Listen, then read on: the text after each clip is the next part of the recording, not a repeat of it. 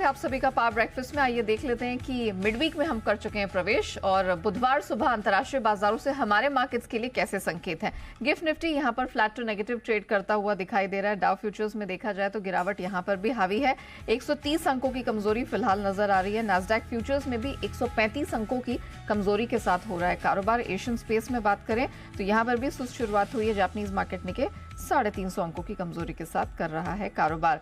Commodity market की बात की जाए तो कच्चे तेल में लगातार प्रेशर बना हुआ है। सोने चांदी में हालांकि हमने कुछ अच्छी रिकवरी आते हुए देखी है। क्या कुछ हुआ है अंतर्राष्ट्रीय बाजार में, कौन से महत्वपूर्ण इवेंट्स हैं जहां रहेगी हमारी नजर, आइए जान लेते हैं। दीपांशु हमारे साथ स्टूडियो में जुड़ चुके हैं।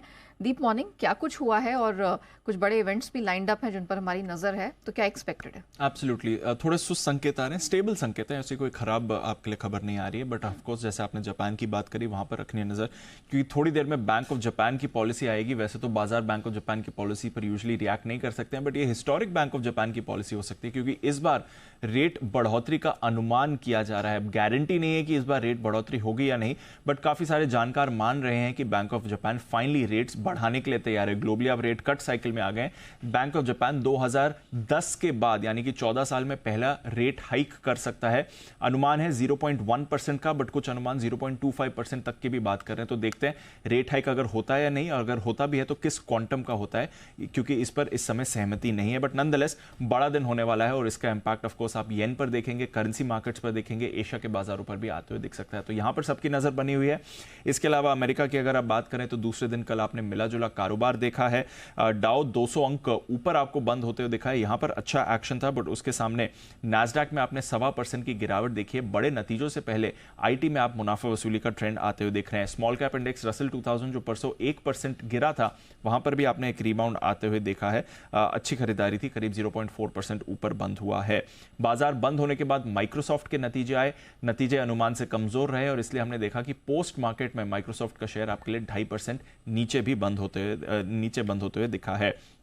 इसके अलावा आज अमेजॉन और मेटा के नतीजे आने वाले हैं, तो उस पर भी बाजार आपको रिएक्ट करते हुए दिखेंगे। End of course Fed policy आज आने वाली है, इस पर भी सबकी नजर है।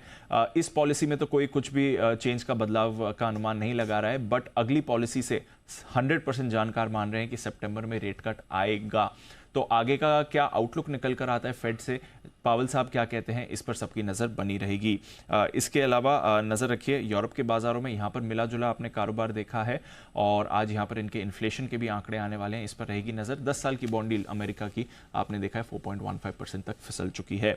डॉलर इंडेक्स 104 के पास स्थिर है। कच्चे तेल में आप लगातार तीसरे दिन गिरावट देख रहे हैं, 2 महीने के निचले स्तर पर है। 79 पर आपको ब्रेंट ट्रेड करते हुए दिख रहा है। सोने में रिकवरी आई है, 1 हफ्ते की ऊंचाई पर है और चांदी में भी कल 3% का रिबाउंड रहा है। तो एक्शन ग्लोबल मार्केट से ठीक ठाक है। बड़े नतीजे एंड ऑफ कोर्स 2 बड़ी पॉलिसीज पर सबकी नजर बनी हुई है। ओके, तो इवेंट पैक्ड हफ्ता है और बहुत खबरें भी यहां पर निकल कर आएंगी जिनका इम्पैक्ट इंटरनेशनल और घरेलू बाजार पर जरूर दिखेगा। थैंक यू दीप, पूरी डिटेल के लिए।